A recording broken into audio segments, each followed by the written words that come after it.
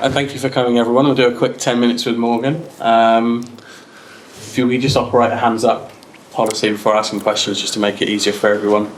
What we'll do is we'll start with Mike. Where's Mike? Right in front. Can't do anyone miss you there, right?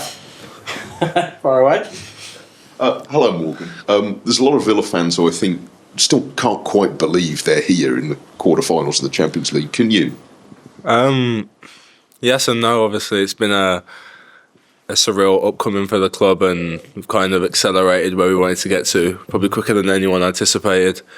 But at the same time, we know we're good enough. We believe in our group, we believe in the manager and the coaching staff, and we're here for a reason. We deserve to be here. We've taken on any battle and opportunity that we've had in front of us this season, especially in this competition, and we've won the games that we needed to be where we are. So, yeah, you can maybe look and think, yeah, our name and club probably don't deserve to be here, but that's not how we look at it at all. We look at the players and the group we've got, and we think, yeah, we fully deserve to be here, and we're fully competing, and we want to keep going and keep pushing.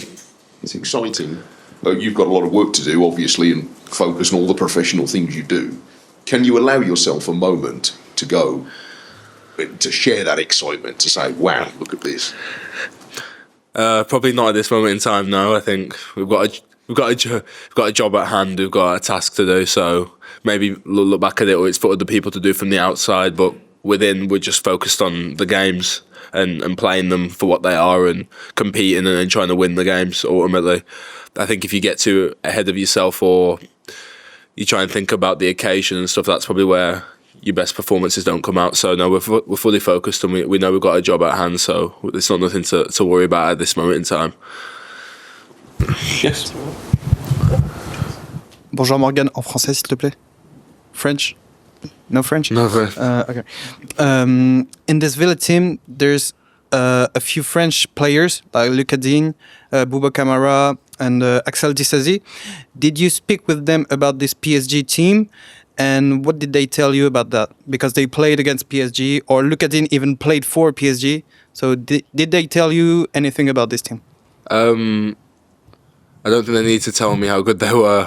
I think I could see that for myself in the rounds before, how good they were, and when analysing them. But in terms of the atmosphere and stuff, yeah, they've obviously had experience beforehand, and they all tried to help us and give us kind of how it was going to be and how it was going to play out. And yeah, it lived up to that. But it's an exciting time to play in a new stadium, to play at one of the biggest teams in the world.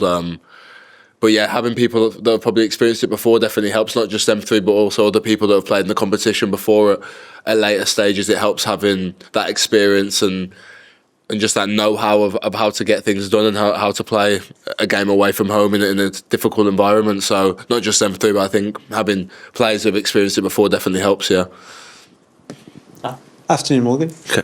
I remember chatting to you after your debut and your goal for England under-21s last year, and then you said you wanted to score your first goal for Villa off the back of that.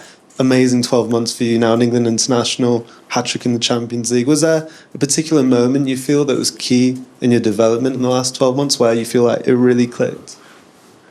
Not a particular moment. I'd say the end of last season, getting them games under my belt by force with injuries and whatnot that happened, and that having to accelerate and to learn on the job about what the manager wants, what the team wants, and what type of player I'm going to be in this league and at the club. And yeah, I think that really helped me. I might not have been ready at all times in different environments and different games that I can think of at the top of my head that I struggled in, but being able to have that experience of them, whatever 15 games it was last season, definitely helped me for this season to just kick on and know what to expect and to know what I needed to improve on and learn from and kind of take forward. So I'd say that key moment of having to learn on the job and kind of in the midst of it while competing to try and get top four last season, I think that was probably the best thing that happened to me, and just having to sort it out and figure it out for myself. And you talked about you and the team feeling like you deserve to be at this level. Can you just talk to us about how much belief there is that you can overturn this deficit, and what's the message been like in that changing room? Yeah, there's massive belief. Most people wrote us off before the tie.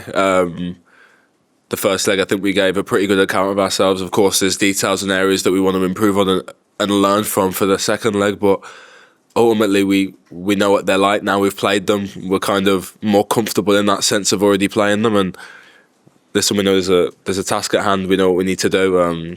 But we're excited. Under the lights at home, playing in this competition in the quarter-final, there's not many places better to be. And if anyone's going to turn it around, it's going to be us. And it's down to us. And I think we're excited for that challenge. We're looking forward to it. We know it's going to be difficult, but we're not saying we're going to do it by any stretch of the imagination, but we're definitely going to give it a go and go out to win 100%. Hi Morgan. The atmosphere for the home games previously in the Champions League has been incredible. How important will the fans be? Yeah, massive. Two-legged ties, that's the whole purpose of it. You get your advantage at home, and especially in the position we're in, the second leg being at home, I think that's massive for us. I think we can create a real atmosphere. We've done it this season in the big games, not just Champions League, but in the big league games as well. They're a massive push and a massive boost for us, and we're going to need them again tomorrow night. It's going to be no different. And yeah, that energy, that feeling, that vibe sometimes is bigger than the actual game, in the sense of that's what drives you on. You can forget about all the tactics, all the intricate stuff that we're going to work on. It sometimes it's just about that sheer energy and heart and determination within the stadium that we connect to the fans connect with us, and sometimes that can just be enough to pull you through tough moments and to get you to where you need to go. So yeah, it's going to be massive. We need every bit of support, and yeah, we'll feed off that 100%.